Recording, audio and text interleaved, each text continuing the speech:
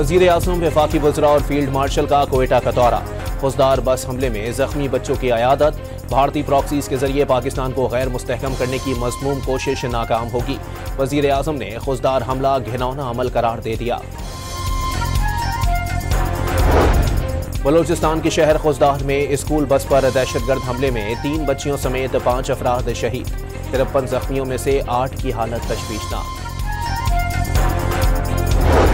पाकिस्तान और भारत का ज़माने आमनी की पोजीशन पर वापस आने पर इत्तेफाक। दोनों ममालिक के मुशीर कौमी सलामती, न्यूट्रल मकाम पर तनाज़ा कश्मीर, पानी, तिजारत और दहशतगर्दी के मसले पर बातचीत करेंगे। वज़ीर आज़म की तस्दीक। GHQ हमला केस की समाअत कल अडियाला जेल में होगी। इंसदादी दहशतगर्दी अदालत के जज अमजद अली शाह केस सुनेंगे।